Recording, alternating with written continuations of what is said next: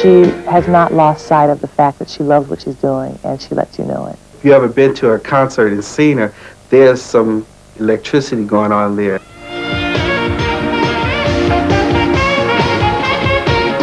Anita is about, if it ain't right, it's wrong. And so let's do it right.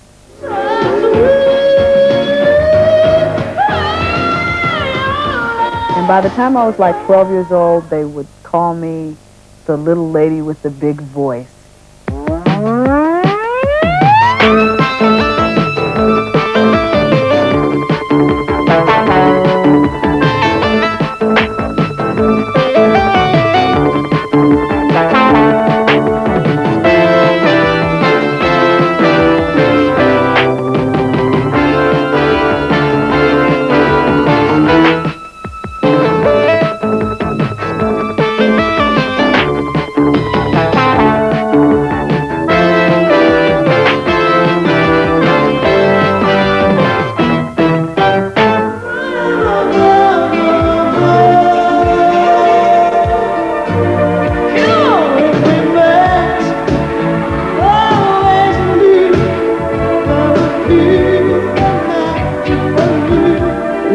Started to know, just know that this is what I wanted.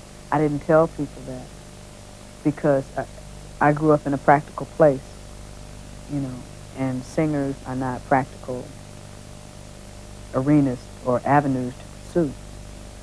So we kept that to ourselves.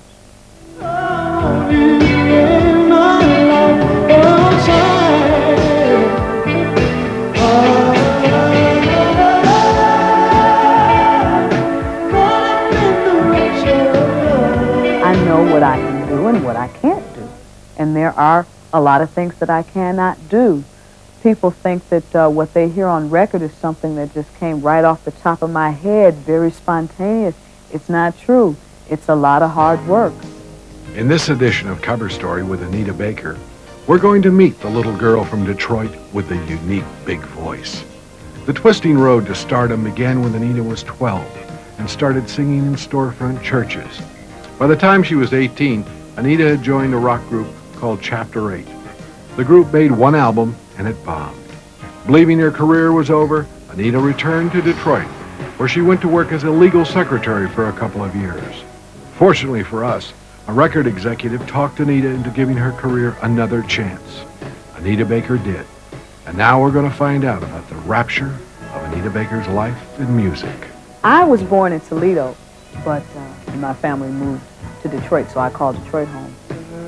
And I'm raised by my aunt, and she is not a very religious woman in the sense of being a fanatic, but on Sunday, children go to church. And children do not sleep in church. And what children do in church is they participate. So my auntie and my grandparents taught me children's gospel songs to sing. Just before the minister would come up, they'd say, Little Miss Baker's going to render us with an A and B selection. And you could do no wrong. You could sing so rotten, but no matter how badly you sang, when you were done and you walked back down the aisle to your seat, your cheeks were pinched and your fanny was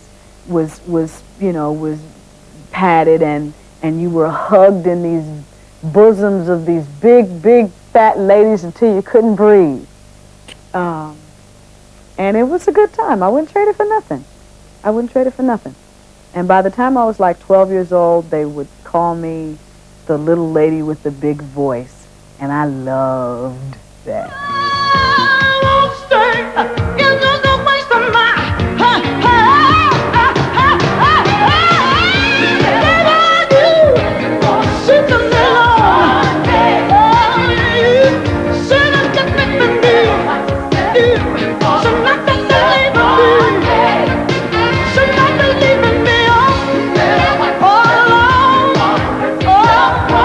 Anita and I both have the same kind of influences, Sarah Vaughan, Nancy Wilson, Ella Fitzgerald. They are heroines to us both, and jazz has always been a part of my life, and I would not be surprised if Anita got into jazz herself. I heard Sarah, and I heard her in my house all the time, you know, because my parents, or my parent, my mother, played Sarah and Nancy and Arthur Frysock, as we were talking, and Eddie Jefferson, and she played the jazz while my sisters played the Motown, you know, which was my era. Motown was the music I grew up with. And I was, you know, I would dance in the street to Martha Reeves and the Vandellas, just like everybody else, but there was something about Sarah that, and Nancy that cut through everything else. Well, I think I need someone new. No, it just won't do. Because I think about you, baby, from beginning to end. 365 days of the year. I want the same old love, baby. Coming up in inner city Detroit, and if you're a singer and you want to make a couple of dollars, you're going to have to do top 40, and you're going to have to do club music where people can come and dance, which meant that I had to do everything from, again, from top 40 to disco, which wasn't a lot of fun, you know. But again, it was the Motown influence. There was no way that a kid could come up when the Motown era was hot, like, you know, latter 50s and 60s, and want to sing and not be moved by this. And all I wanna do is share my love with you. I want the same old love, darling.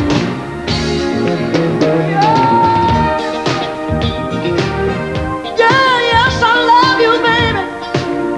Don't you let nobody tell you I don't love you. It would seem like I was with a different band every 6 months or so. And by the time I was out of high school, I had sort of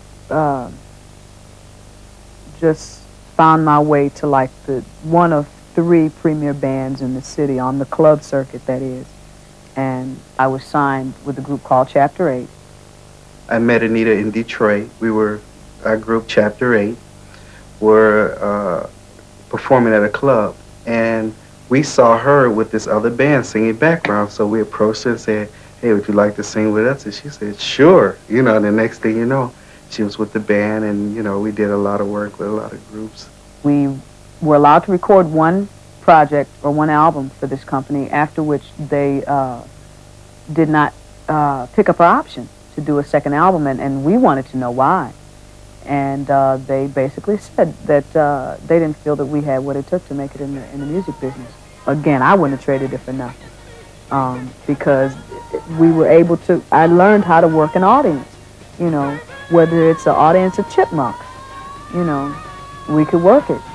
Give it to me, I want the love. Give it to me, baby, I want the love. Give it to me, I want the love. Give me that loving, baby. With all my heart, I love you, baby. Stay with me, and you will see my heart. We'll hold you, baby. Never leave.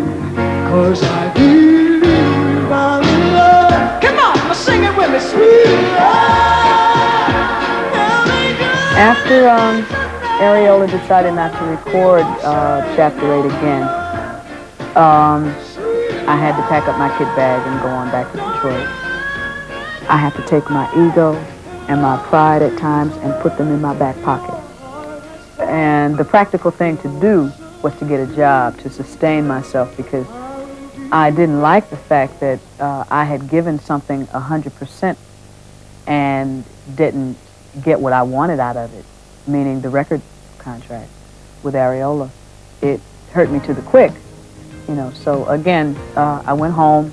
I had to completely exercise the music from my life and this is the way I am. If it's a lover or a negative person or whatever, I need to physically exercise these things from my life. And I took a job at night, waiting tables in a bar. It wasn't a lounge, it was a bar, a B-A-R-R. And while I did that at night, I submitted resumes and answered ads in the daytime. And I paid my rent, and I maintained my life, and I'm very proud of that time.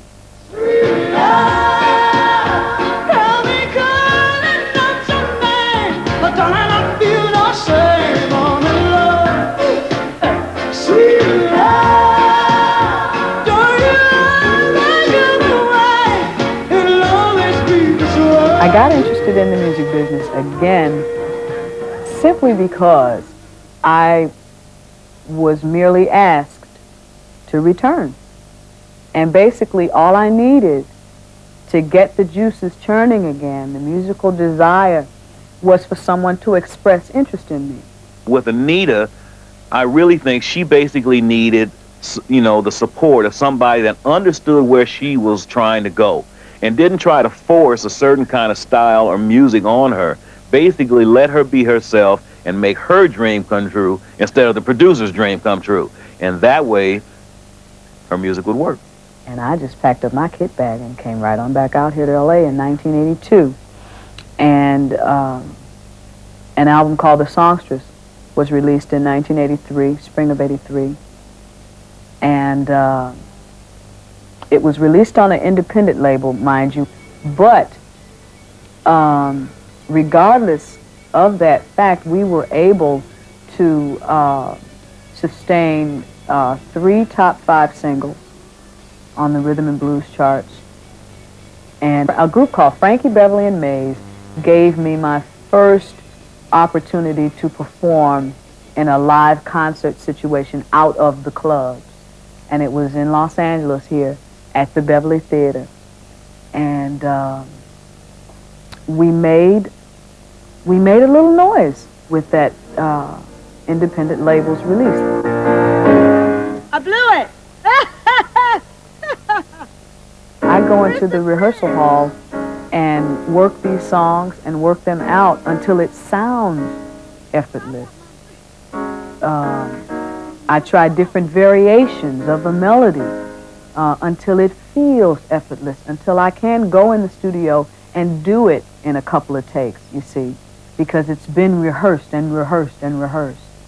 You can have the most beautiful voice in the world, but if you don't pay attention to what you're singing, it really doesn't matter very much.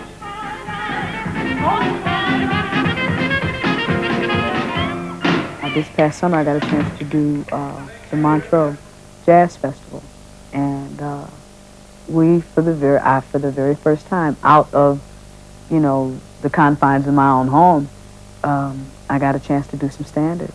And coming right out is going to be the most fantastic singer you ever heard in your life, ladies and gentlemen, Anita Baker. George Duke, who was my musical director on that, suggested the Billie Holiday song called You Changed.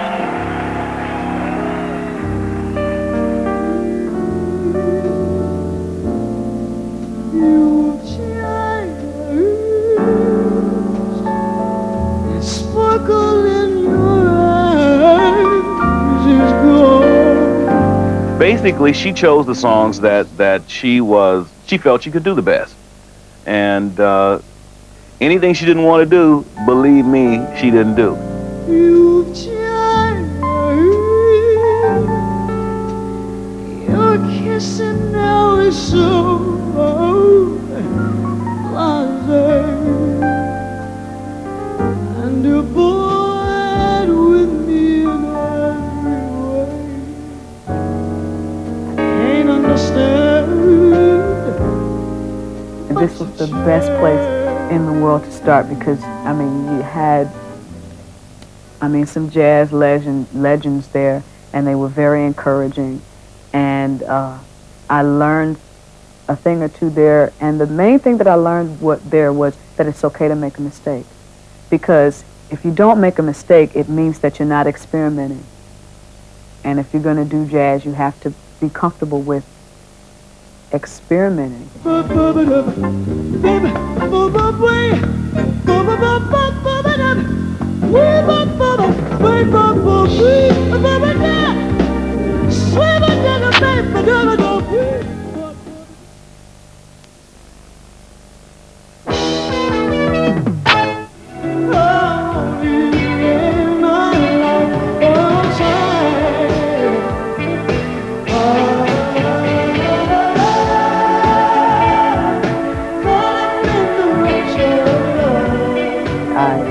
Spent a lot of time on the Rapture project because I wanted to be associated with quality. I spent almost a year in litigation trying to get my freedom from an independent label. But by the time I got my freedom, which was like in January of 85, I immediately started pre-production on the project, which took me about 6 months. What did we do on me last night that opened me up in that danger zone? I pulled some of this down right there. Like it's pulled down right there. The success of Rapture, I think, came because of the music. There was a lot of good music. There is a lot of good music on the album. Anita's really singing well, and you know, she's really singing from the soul. We worked hard in the studio on the vocals, you know, really, and she really got into it. And, you know, we used the live musicians, and she sang right with the musicians playing, so it was like a live type of thing. Okay. Hello? We in the danger zone yet? Once you find the songs, I myself like to take them into a rehearsal hall and you know, find the right keys and just work it, see if I can kind of personalize it. And a lot of times you'll find some tunes that you think are great. Once you get them in the rehearsal hall, they don't work for you at all, so you kind of start all over. She's a stickler for having things right. And I think that separates her from a lot of artists. They'll say, well, okay, it's good enough, we'll let it go. Hey, Anita ain't about that. Anita is about, if it ain't right, it's wrong. And so let's do it right. I don't pretend to know everything, but these are things that work well for me. Attitude. I mean, if you're singing, I hate your guts and I'm going to kill you, you can't sing it like you're singing on the Good Ship Lollipop. You know, your attitude is very important. So you have to sing it like I hate your guts and I'm going to kill you. Of course, I wouldn't sing anything like that, but... Baby, I believe in this love, sweet love. Tell me, girl, I know your name. I feel no shame of love, sweet love. Don't you ever come away. It'll always be this way. There's no stronger love. I am involved in the concepts of the videos. I'm not technically involved, but concept-wise, I am involved. I have to be, because I don't want to be misrepresented, you know. And I want an image that is not an image. You know, I want people to see me in just about every way that I am. Baby, stay right here. Never fear, I will be.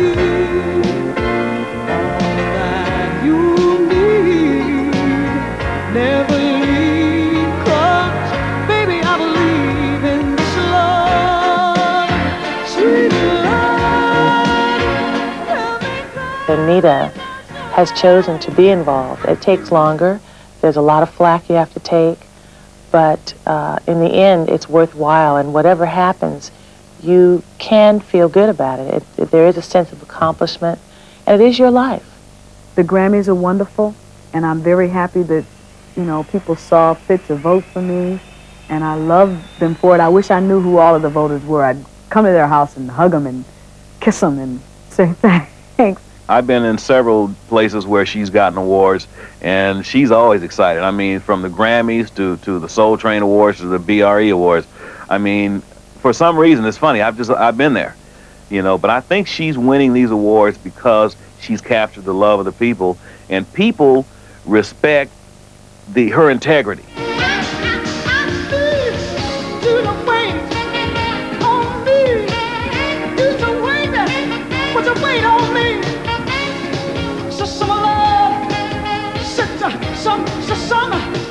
after the Grammys in the press room, people said, what are you going to do now? I said, I'm going to go home, get married, and raise babies. That was the first thing on the top of my head, but it's not realistic. I want them to have a good life. I want to get all of this out of my system first. And I need a little more time. A little more time, and then we'll raise babies.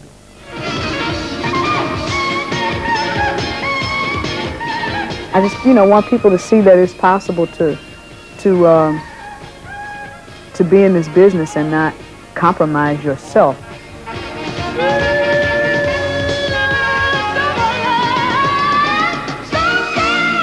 You don't have to become somebody else. You can stay yourself. I'm the best at being Anita Baker than anybody in the world. But the best part about all of this is something that I received going through my mail about 3 weeks ago. I opened up a big manila envelope, and in that envelope was a songbook, a Rapture songbook, that had songs in it from my album, and underneath my own compositions, it said Words and Music by Anita Baker. It kills me.